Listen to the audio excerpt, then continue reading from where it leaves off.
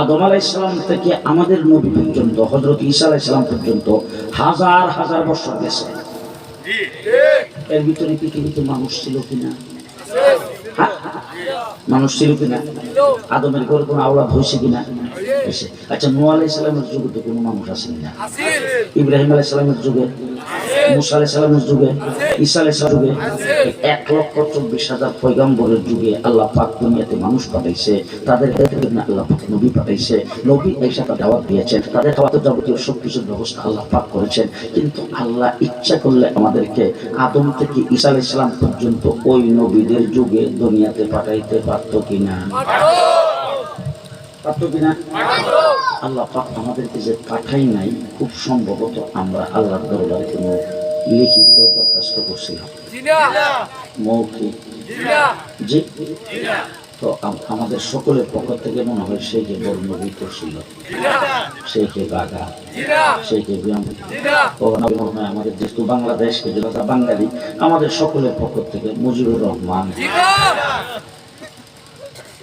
জিয়াউর রহমানে করছে, এরশাদ, হাসিনা, খালেদা, কেউ করছে, কেউ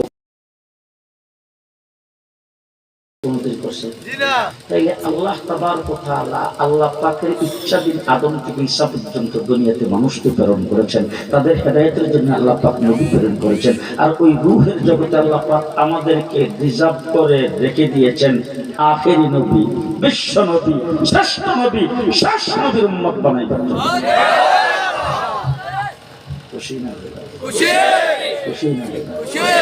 হযরত মুসা আলাইহিস সালাম আল্লাহর ডাক দিয়েছে, আল্লাহ আমার লাড়ি দেওয়ালে যাও, আমার নবুয়ত থেকে নামটা কেটে দিয়ে আখিরি নবীর উম্মত বানাইলো। সুবহানাল্লাহ। হযরত ঈসা আলাইহিস সালাম আল্লাহ পাকের দরবারে দোয়া করছেন, আল্লাহ পাক দোয়া কবুল করে তাকে আসমানে উঠায় রাখছে। আসলে মানে কিয়ামতের আগে আল্লাহ পাক ঈসা আলাইহিস সালামকে দুনিয়াতে পাঠাবে আমার নবীর উম্মত বানায়া। নবীরা যেখানে আল্লাহ পাকের দরবারে আরজ করেছেন এই নবীর উম্মত হওয়ার জন্য, আমরা বিনা দরখাস্তে আল্লাহ পাক আমাদেরকে বানাইছে। এই জন্য আল্লাহ পাক কোরআন শরীফের ভিতরে ওই কথাটা আমাদেরকে মনে করাইয়া দিয়েছেন। তোমরা তো ভুলে যাও, এই জন্য তোমাদেরকে মনে করাইতে চাই। লাকাদ মান্নাল্লাহু আলাল মুমিনিন, ও মুমিন, তোমাদের উপর আমি সবচাইতে বড় একটা দয়া, বড় একটা ইহসান, সবচাইতে বড় একটা ইহসান করেছি, সবচাইতে বড় একটা নিয়ামত তোমাদেরকে দান করেছি। এখন আল্লাহকে জিজ্ঞেস করেন, আল্লাহ কোন নিয়ামতটা তুমি আমাদেরকে দান করছো? মানুষ বানাইছো, এটা একটা নিয়ামত।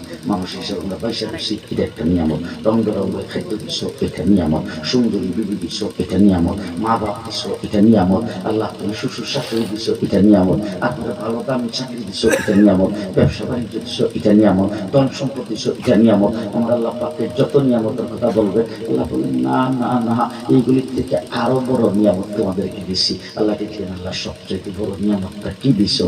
আল্লাহ বলেন, ইজ বাহাসা ফীহিম রাসূলাম মিন আনফুসিহিম, তোমাদের মধ্য থেকে বিশ্ব নবী মুহাম্মদুর রাসূলুল্লাহকে নবী বানায়া আর সেই নবীর উম্মত বানায়া তোমাদের উপর সবচেয়ে বড় ইহসান করেছে।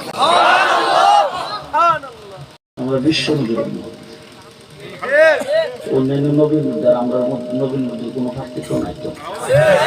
যে আমি যদি অন্যান্য নবীর মধ্যে আমার নবীর মধ্যে পার্থক্য কি বেশ কম কইতেছে, তাহলে সারা কোন দেশ হইয়া যাবে। আমারও খেয়াল থাকতো না, আপনাদেরও খেয়াল থাকতো না। তারপর সব কথা বলে লাগবে, একটা কথা বলে দিই। আদম থেকে ঈসা পর্যন্ত 1,24,000 নবী যাদেরকে দুনিয়াতে পাঠাইছে, সমস্ত নবীকে আল্লাহ পাক একটা লিমিটেড নির্ধারিত টাইম দিয়ে পাঠাইছে। আমি জিজ্ঞেস করতে চাই, বিয়ানি বাজারে যদি আপনারা কোনো জিনিসপত্র কিনতে যান, বাজার থেকে জিনিস কিনলে জিনিসের গায়ের মধ্যে তারিখ থাকে কিনা? ডেট। ওষুধের প্যাকেটে ডেট নাই, তেলের বোতলে, সাবানের প্যাকেটে, শ্যাম্পুর বোতলে ডেট আছে না? আটার প্যাকেটের ডেট, চাউলের প্যাকেটের ডেট, ময়দার প্যাকেটের ডেট, চিপসের প্যাকেটের ডেট, লজেন্সের প্যাকেটের ডেট, সবগুলিতে ডেট আছে না নাই? যেটা ডেট ফেল,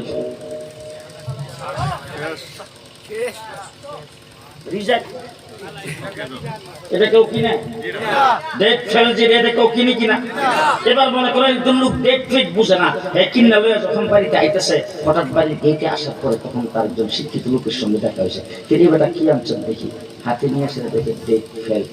যদি যে অভিযোগ করে, দোকানদার ধরা খাইব নি, কেস হইব নি, দোকানদারের জরিমানা হইব নি।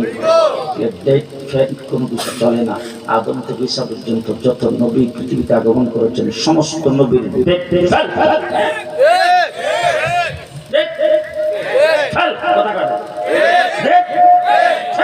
এখন খ্রিস্টান না ঈসা আলাইহিস সালামকে নবুয়তে নবী ঈসা আলাইহিস সালামকে নবী মানে ঈসা আলাইহিস সালামের নবুয়তির দাবি করে, তারা ঈসা আলাইহিস সালামের ধর্মের প্রচার করে। ঈসা আলাইহিস সালামের ধর্মের প্রচার চলতে পারে না। দেখছেন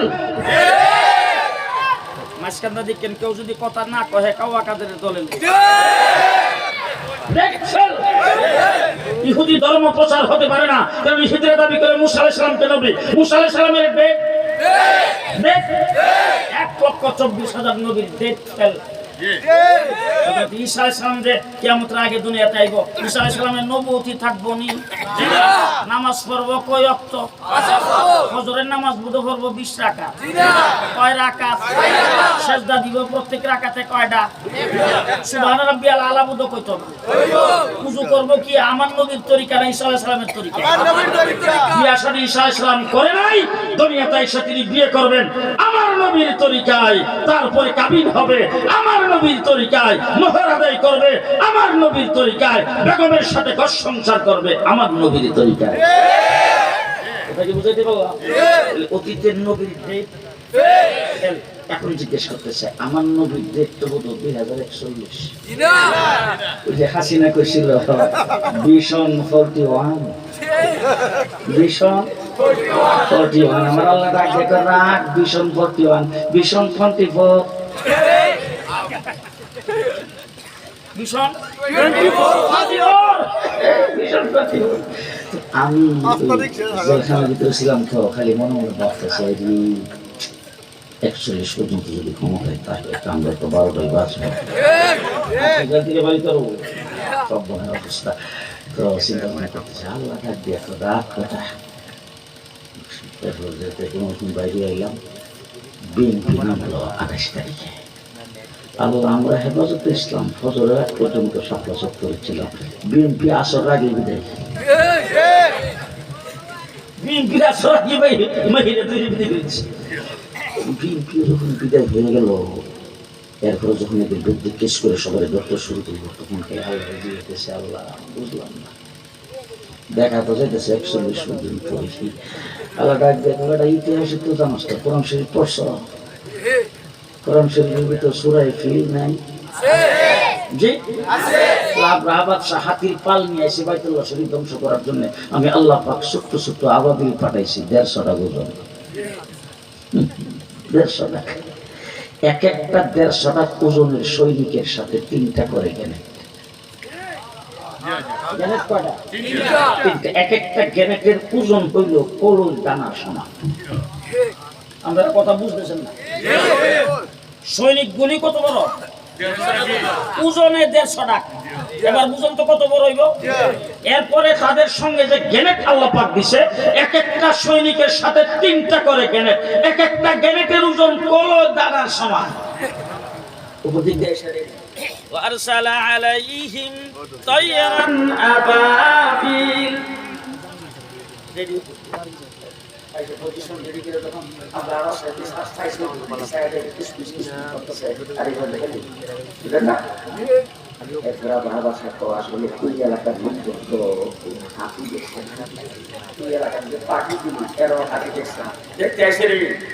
দেখতে আসে কাম করি যখন নাই শরীর ভাঙিয়ে দিয়ে চলে যাবে বুঝেন না, তখন হাতিগুলি সবগুলি রেডি করে খাড়া করে রেডি গো লেফট রাইট। সেইখানে তো সে রেডি গো লেফট রাইট। হ্যাঁ এই যে ছোট ছোট পাখিগুলি এসে আবাবিল এদের কমান্ডার কেনা আল্লাহ। হ্যাঁ আল্লাহ পাক উপর থেকে ডাক দিয়ে কো তারমিহিম বিহিজারাতিন মিন সিজ্জিল।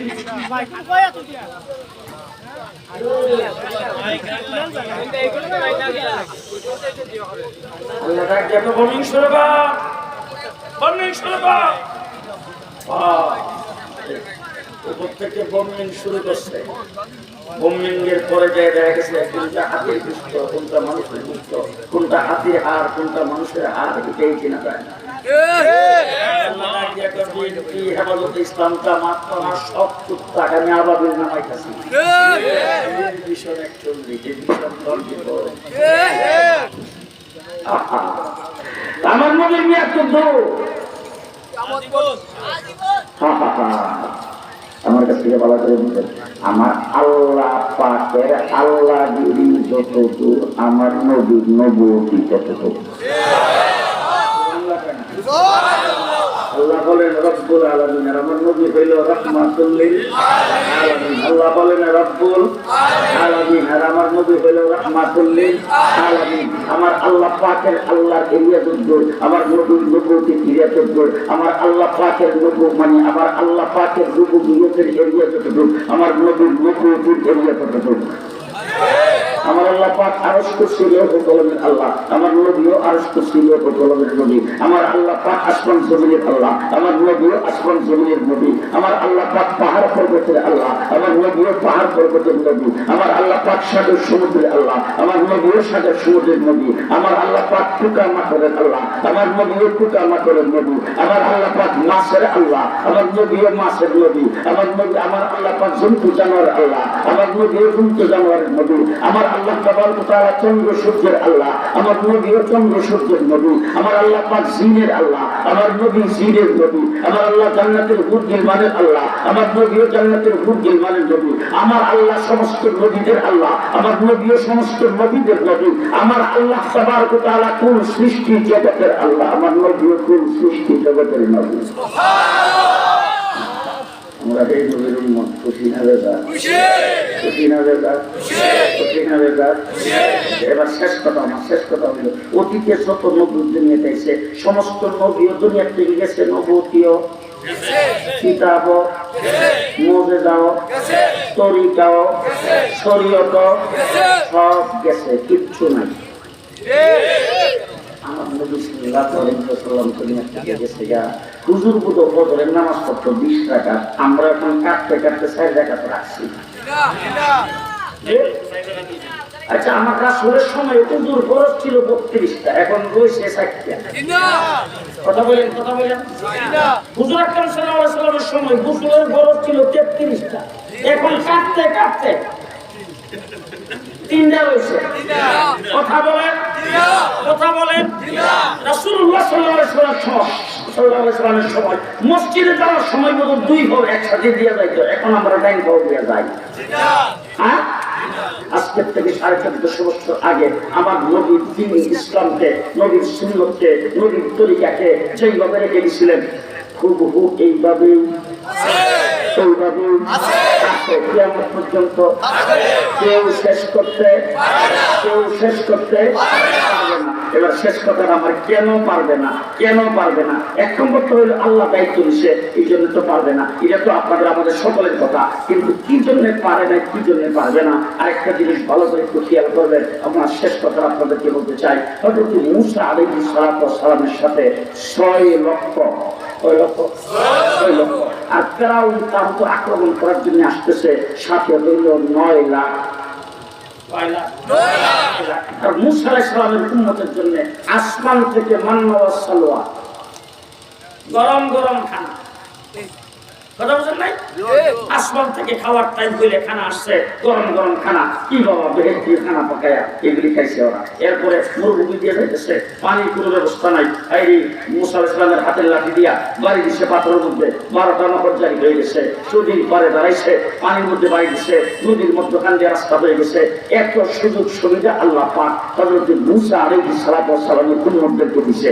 এত সুযোগ সুবিধা পাওয়ার পরে হযরত মূসা আলাইহিস সালাম তাদেরকে ডাক দিয়ে কয়, ফেরাউনের সাথে যুদ্ধ করা লাগবে, যেই কুশে সব মিল্লা কর। মূসা, যদি ফেরাউনের সাথে যুদ্ধ করা লাগে তুমি আর তোমার আল্লাহ করবে, তুমি আর তোমার আল্লাহ করো, আমরা না।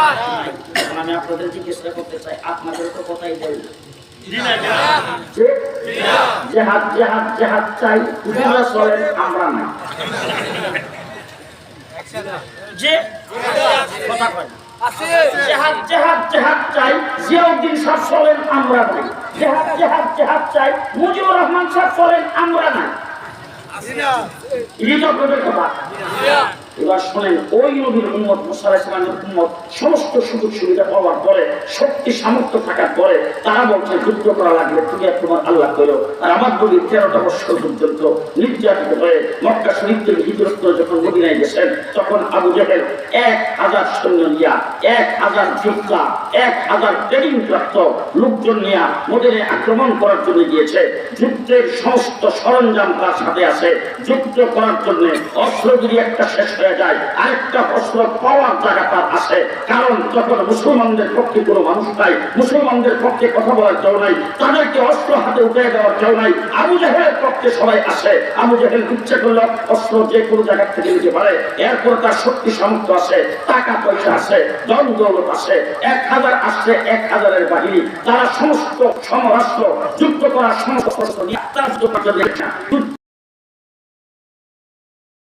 উৎসাহিত করার জন্য, যুদ্ধের মধ্যে শরীর স্বাস্থ্য ব্রেন ঠিক থাকবে, কি খানাপিনা খাইলে সেই বাছাই করা খাবার নিয়ে আসে। যুদ্ধে উৎসাহিত করার জন্য দুল, তবলা, বাজনা, বাঁশি সবকিছু নিয়ে আসছে। সুন্দরী যুবতী মহিলাদেরকে নিয়ে আসছে তাদের যুদ্ধে যাওয়ার জন্য, বিরামে যাওয়ার জন্য, গান গায়া, গীত গায়া, নাইসা তাদেরকে যুদ্ধের মধ্যে উৎসাহিত করার জন্য এরকম সবকিছু বাহিনী নিয়ে যখন আসছে, তখন মুসলমানদের সংখ্যা 313 জন। খুব ভালো করে বুঝেন, পেটে ভাত নাই, পরনে কাপড় নাই, পায়ের নিচে মাটি নাই, মাথার উপরে ছায়া নাই। হিজরত করে মক্কা থেকে আসছে, তাদের বিবি বাচ্চা, তাদের ঘর বাড়ি, তাদের ব্যবসা বাণিজ্য, তাদের সহায় সম্পত্তি সব মক্কায় রয়ে গেছে। বউ চলে যাচ্ছে, বউ সেখানে রেখে আসছে, তারপর নির্যাতন হচ্ছে। এমন টেনশনের ভিতরে মুসলমানেরা মাথা গুজাইবার জায়গা নাই। হিজরত করে আসছে, থাকবে কোথায়, খাবে কোথায়, ভবিষ্যৎ কি হবে, অন্ধকার কোন চিন্তা ভাবনা তাদের নাই। এমন একটা অবস্থার মধ্যে যখন আবু জেহেল আক্রমণ করার জন্য আসছে, আমার নবী সবাইকে ভালো করে বুঝেন, আমার নবী 313 জনকে সামনে নিয়ে বসছেন মসজিদ নবীতে। হুজুর বৈশা এইভাবে সবার দিকে চোখ তুলে তাকাইতেছে। বুঝা গেছেন সাহাবায়ে কেরাম হুজুর আমাদের কাছ থেকে কিছু শুনতে চাচ্ছে। সাহাবায়ে কেরাম রাসূলের সামনে দাঁড়িয়েছেন, তারা বলতেছেন, ও রাসূলুল্লাহ সাল্লাল্লাহু আলাইহি ওয়াসাল্লাম, হযরত মুসা আলাইহিস সালামের উম্মত সমস্ত সুযোগ সুবিধা পাওয়ার পরে বলছিল তুমি আর তোমার আল্লাহ যুদ্ধ করলো, আমরা নাই। এবার আমাদের কাছ থেকে আপনি শোনেন, আমাদের পেটে ভাত নাই, শেষ রাত্রে সেহরি ভালো করে খেতে পারে নাই, ইফতার কি দিয়ে করবো আমাদের সেই ব্যবস্থা নাই, আমাদের পরনে কাপড় নাই, আমাদের মাথার উপরে কোনো ছায়া নাই, আমাদের পায়ের নিচে মাটি নাই, আমরা সম্পূর্ণ নিঃস্ব, আমাদের বউ বাচ্চা যা আছে সব মক্কায় হয়ে গেছে, আমরা হিজরত করে আসছি, সংখ্যায় আমরা কম, অস্ত্র আমাদের কারোর হাতে নাই, কারোর বাড়িতে নাই, অস্ত্র দিয়ে যুদ্ধ করবো সেই যুদ্ধের কোনো সরঞ্জাম আমাদের কাছে নাই, কোনো ব্যবস্থা নাই, আমাদের যুদ্ধের কোনো প্রস্তুতি নাই। কিন্তু তারপরে ও নবী, বিশ্ব নবী, আপনাকে আমরা পরিষ্কার ভাষায় বলে দিচ্ছি, আমাদের দেহের ভিতরে যতক্ষণ প্রাণ থাকবে, আপনার ডাইনে বামে সামনে পেছনে আমরা লড়াই করতেই থাকবো, করতেই থাকবো, করতেই থাকবো।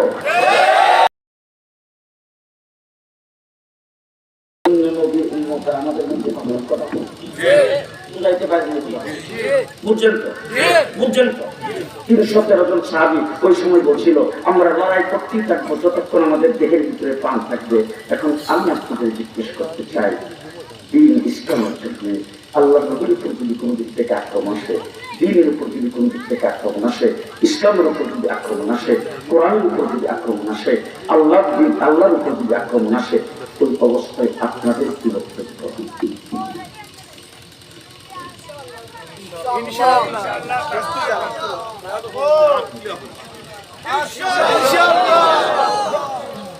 এমন কোন পরিস্থিতি যদি আসে, জীবনটা চলে গেলে ইসলাম থাকবে,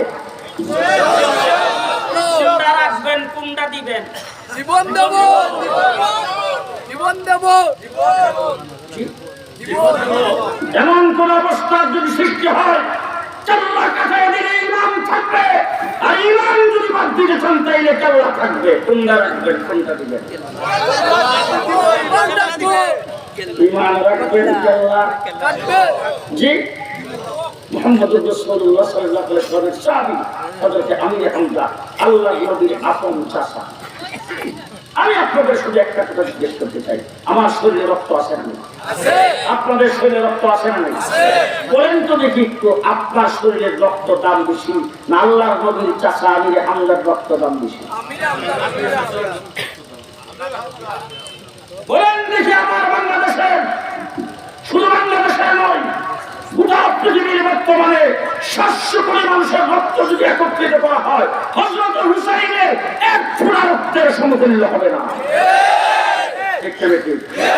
হযরত হুসাইন কারবালার ময়দানে টুকরা টুকরা হয়েছে। কিসের জন্য? সম্পত্তির লেগিয়া, জি, সুন্দরী নারীর লেগিয়া, ক্ষমতার লেগিয়া, প্রেসিডেন্ট হওয়ার লেগিয়া। কিসের জন্য? কিসের জন্য? কিসের জন্য? ও ভাইরা মুসলমানেরা, ভালো করে মনে রাখবেন, শেষ কথা আপনাদের সামনে বলে যাচ্ছি। 54 বছর হয়েছে বাংলাদেশ। সর্বপ্রথম শেখ মুজিবের সোনার বাংলা দেখছি। একজনে গুলি করছে, আরেকজনে খাইছে, এরপরে আরেকজন আসছে, আইসা বলছে বাংলা এখন সোনার বাংলা না সবুজ বাংলা। সবুজ বাংলা দেখছি, দেশের মানুষ শান্তি পাই নাই। তারপরে আরেকজন আসছে, আইসা বলছেন না না, সবুজ বাংলাও না সোনার বাংলাও না, আমার চলবে এখন নতুন বাংলা। নতুন বাংলাও দেখছি, দেশের মানুষ শান্তি পাই নাই। 9 বছর পরে তাকে হাসিনা, খালেদা, বিএনপি, আওয়ামী লীগ সবাই মিল্লা তাকে ক্ষমতা থেকে দৌড়াইছে। এরপরে বাংলাদেশে আসছে আরেক দল, আরে আসছেন শেখ হাসিনা। শেখ হাসিনা এসে বলছেন আমার বাংলা হলো আধুনিক বাংলা, কিছুদিন পরে তো মডার্ন বাংলাদেশ, তারপরে তো ডিজিটাল বাংলাদেশ। এরপরে হঠাৎ করে উঠছেন পদ্মা ব্রিজ উদ্বোধনের সময় স্মার্ট বাংলাদেশ। কাঁচা মরিচের কেজি হইল 1200 টাকা। স্মার্ট বাংলাদেশ, কাঁচা মরিচের কেজি 1200 টাকা। এবার আমি আপনাদের জিজ্ঞেস করতে চাই, 54 বছরে বাংলাদেশে সব নামি দামি বাংলা দেখাচ্ছে, আমরা শান্তিও পাই নাই। ইসলামের উপরে আঘাত করছে, শাপলা চত্বরে 1 সাগর রক্ত আমরা দিয়েছি। আমার বাংলাদেশের স্বাধীনতা নস্বাত করার জন্য 57 জন আর্মি অফিসারকে পাখির মতো গুলি করে হত্যা করা হয়েছে। ও আমার ভাইরা, জুলাই আগস্টের আন্দোলনে ছাত্র জনতা আপনাদের সিলেটে, ঢাকায়, রাজশাহী, চট্টগ্রাম সব জায়গার মধ্যে নামছে। যখন মসজিদ থেকে আজান হয়েছে, তারও একজন আজান দেওয়ার জন্য দাঁড়িয়ে গেছে। রাজপথে কাদার বেগে ইমাম বানায়া জামাতের সাথে মসজিদ নামাজ আদায় করেছেন। এই সমস্ত ছাত্রদের আন্দোলনে যেই বিপ্লব বাংলাদেশে ঘটছে, এই বিপ্লবের পরে এই বাংলাদেশ হবে ইসলামের বাংলাদেশ। প্রস্তুত আছেন?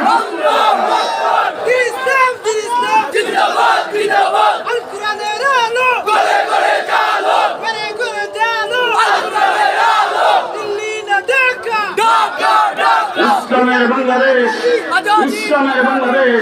আজকে আমার দেশের জালেম সরকার, আমার দেশের শেখ হাসিনা পদত্যাগ করে আজকে যাইয়া সেই মদিনপুরে বসেছেন, সেখান থেকে ষড়যন্ত্র করছে, বাংলাদেশের বিরুদ্ধে উস্কানি দিচ্ছে।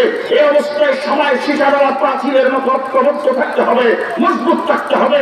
বেশিরভাগ এই পরাজিত শক্তি বাংলাদেশে আর কোথাও রাস্তায় স্লোগান দিতে না পারে। আপনারা প্রস্তুত আছেন তো? প্রস্তুত আছেন তো?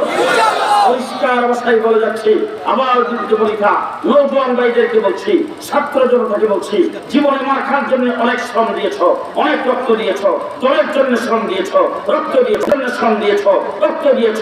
এবার আসো, এবার জাগো, রক্ত দিতে হবে ইসলামের জন্য দেব। প্রস্তুত আছেন কি? আরেকবার জানতে চাই। আল্লাহ কবুল মঞ্জুর করুন। সকলে বলেন আমিন। নাসরুম মিনাল্লাহ, ফাতহুন কারীম, ওয়াবাশশিরিল মুমিনিন। আসসালামু আলাইকুম ওয়া রাহমাতুল্লাহি ওয়া বারাকাতুহু। সম্মানিত উপস্থিতি, আপনারা উঠে করবেন না। মাহমুদ গুনবী সাহেব একটা স্টেজ এখন অনুরোধ বয়ান দিব। মাহমুদ গুনবী সাহেব স্টেজ একটু এখন কোনো বয়ান দিব। হাঁটি দেন লাইভ লাইভ কাটো না লাইভ মনে আছে মনে গুনে হ্যাঁ এটা দিয়েছে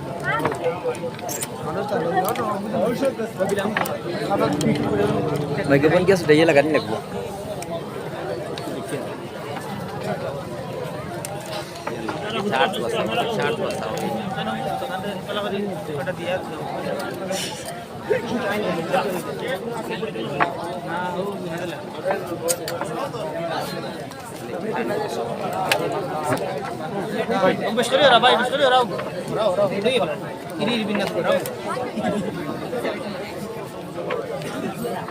মাইক লইয়া মাতে মাইকও ফরি তৈ দিয়ে বেরাসরা হয় হয় মাইকও ফরি কত তৈও মাইক লইয়া আমরা সিলেট মাছ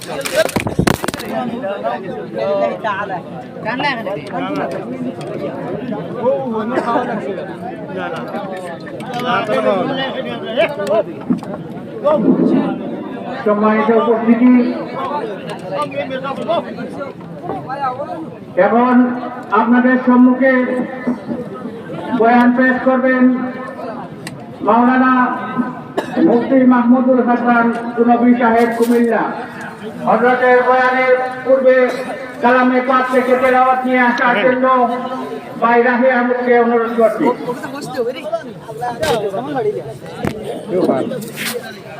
আসসালামু আলাইকুম ওয়া রাহমাতুল্লাহি ওয়া বারাকাতুহু। أعوذ بالله من الشيطان الرجيم.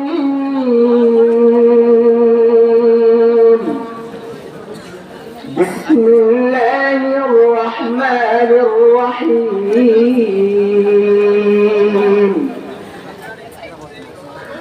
رب هب لي من الصالحين. فبشرناه بغلام حليم. فلما بلغ معه السعي قال يا الله من